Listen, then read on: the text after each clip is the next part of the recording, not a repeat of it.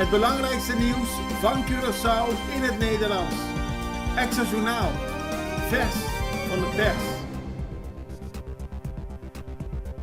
Welkom bij Extra Journaal. Fijn dat u weer kijkt. We hebben het belangrijkste nieuws voor u op een rij gezet. We beginnen met het bericht dat een man is veroordeeld voor het misbruik van een 7-jarig meisje toen hij zelf 60 was. Het is een bijzondere zaak en de man is veroordeeld tot 42 maanden gevangenisstraf. Het OM had 48 maanden geëist. De meisje was 7 in 2021 en toen ze 5 jaar later weer op Curaçao de man tegenkwam, heeft ze verklaard wat er is gebeurd. De man was toen 60, hij is nu 66. Hij heeft het meisje meegenomen die aan het spelen was bij een restaurant waar haar moeder werkte. En heeft haar meegenomen in zijn auto en haar misbruikt. Ze had dat nooit eerder tegen familie verteld, maar toen ze hem dus weer tegenkwam, heeft ze het verteld. En volgens de rechter is daarmee ook bewezen dat het daadwerkelijk gebeurd is. De man die zei dat het meisje zich had verstopt in zijn auto. Ze was 3 kwartier kwijt, de familie zocht naar haar. Maar de verklaringen die ze heeft afgelegd over het misbruik waren authentiek, aldus de rechter. En daarom is de man veroordeeld. Hij zelf ontkent de gebeurtenis. Het gaat om een man die in die periode verslaafd was aan drugs.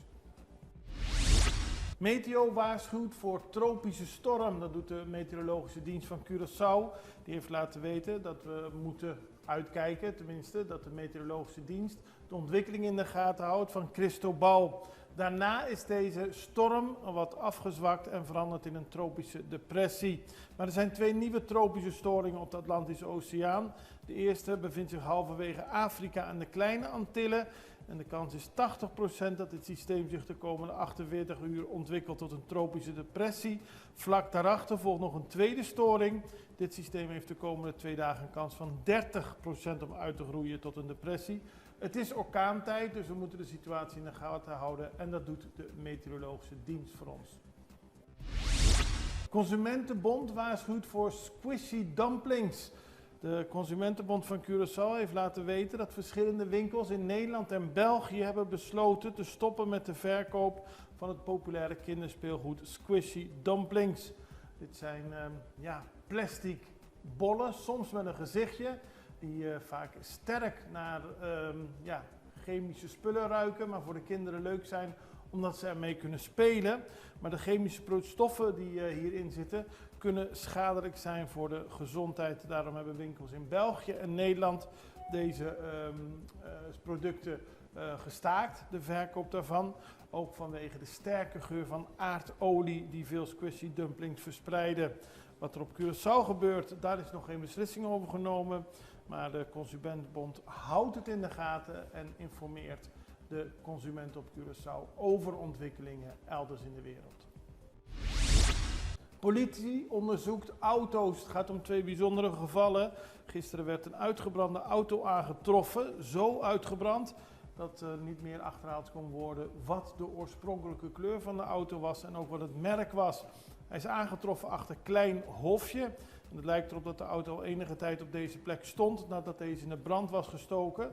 En zoals gezegd kan niet meer achtergehaald worden wat voor kleur de auto heeft en ook niet wat voor merk. Best bijzonder. Het wordt onderzocht of het wel gebruikt is voor een criminele activiteit.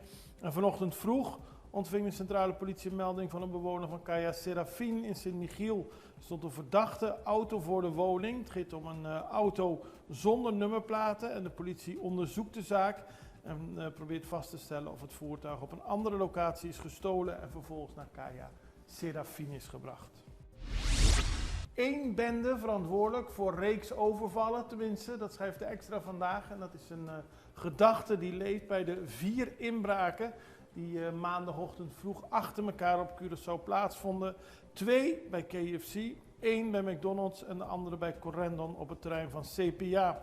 Het is de vraag of daadwerkelijk dezelfde bende verantwoordelijk is, of dat de sommige mensen bij de ene zaak betrokken waren, anderen bij de andere. Maar volgens de Extra gaat het om een groep mensen die bewust deze reeks overvallen heeft gepleegd. En er wordt nu gevreesd dat ze zich gaan richten op bankautomaten. Zo zijn er berichten binnengekomen dat er mogelijk gericht zou worden op bankautomaten. Nou, de politie weet daar ook van en houdt de boel goed in de gaten.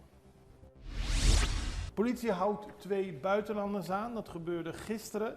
Dat is gedaan door het overvalpreventieteam.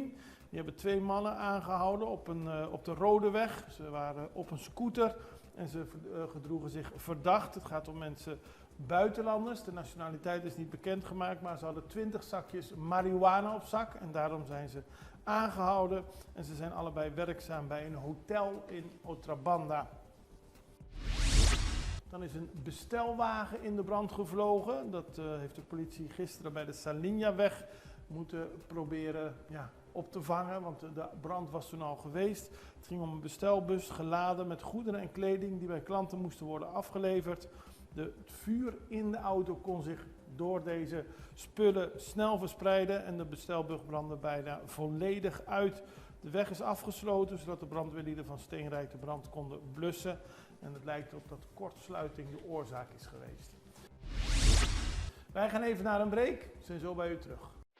Quality Services é time completo que sempre apresenta trabalhadores preparados, capacitar e motivar para ajudar a companhia de necessidade. Quality Services está encargado mês por parte de recruitment, onboarding, planificação de roster e avaliação de apresentação de cada trabalhador. Já assim, a companhia porque dá enfocar e vai criar experiência inovável para os gastos. Se você é profissional na área de hospitality que clapa mais crescimento, mais oportunidade, mais reconhecimento, o mensagem aqui está para você. Você merece mais que somente trabalho. Você merece carreira que cresce junto com você. For de housekeeping, te com liderazgo. Nós de Quality está conectado com empregado que realmente está valorando o talento e a oportunidade aqui está real. Apoio sincero, futuro que você pode querer.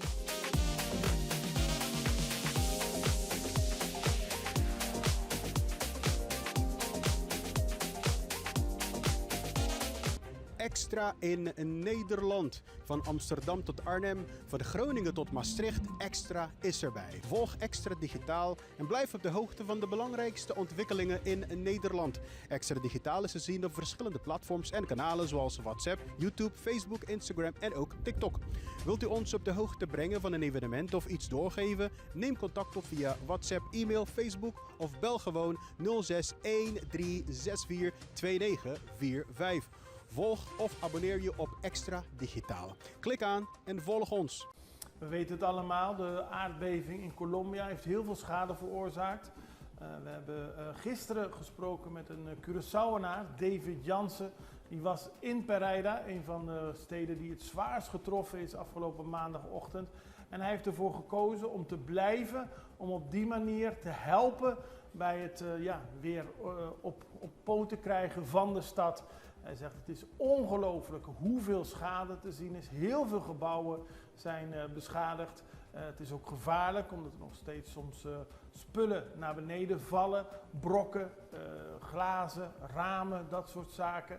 Maar er wordt hard gewerkt om te zorgen dat er nog steeds gezocht wordt naar slachtoffers in de puinhopen.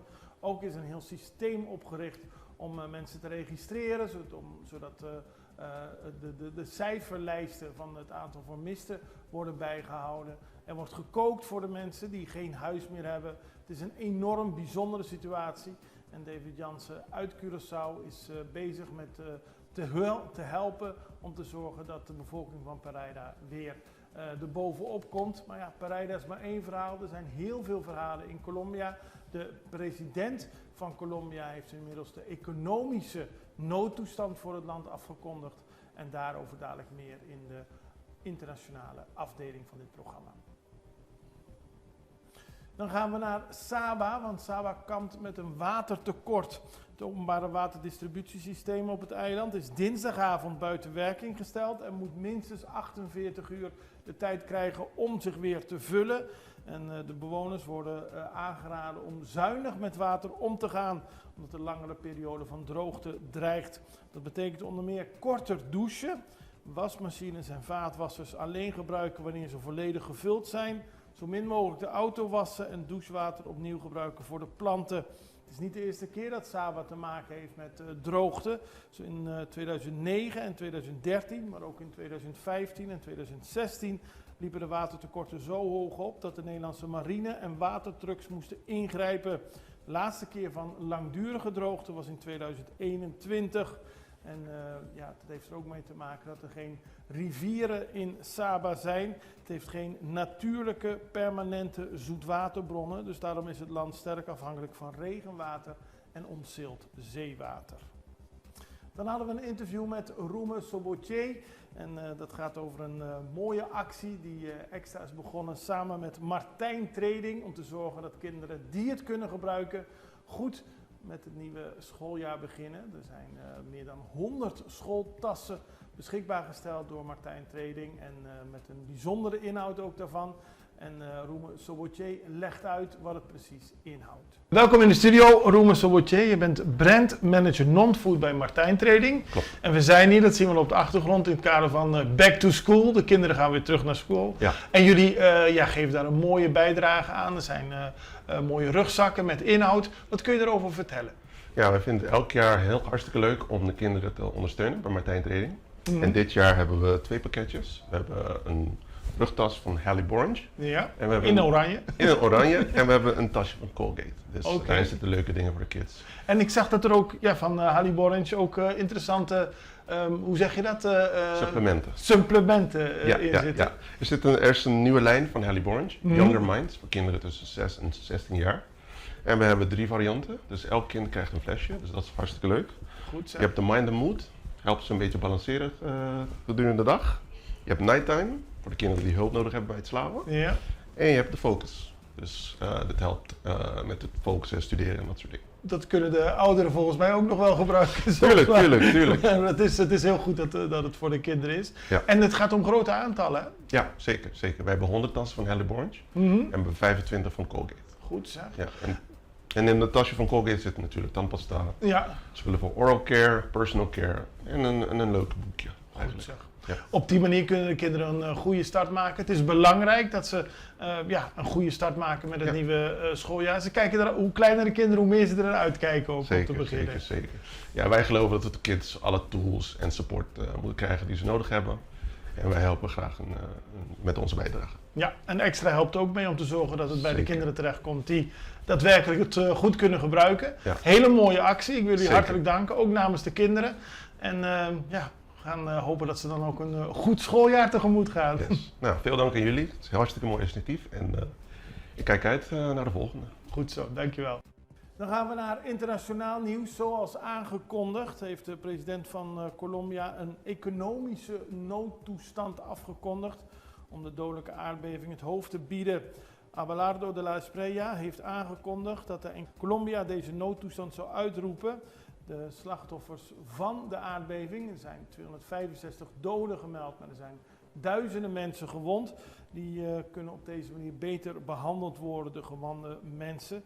De bevoegdheid die de president nu heeft is om belastingen in te voeren en de begroting te wijzigen, zonder daarvoor eerst het congres te hoeven raadplegen. De la Espriella kondigde tegenover de pers ook de oprichting van een fonds voor de slachtoffers van de aardbeving aan. Hij herhaalde dat er huursubsidies en subsidies voor het betalen van nutsvoorzieningen beschikbaar zullen komen voor de getroffenen. Allemaal om te zorgen dat de mensen weer zo snel mogelijk op poten kunnen komen, weer aan de slag kunnen gaan, dat Colombia weer kan worden opgebouwd. Dit was het belangrijkste nieuws in Extra Journaal. We zijn er morgen weer en ik hoop u ook het allerbeste. Tot ziens. Dag.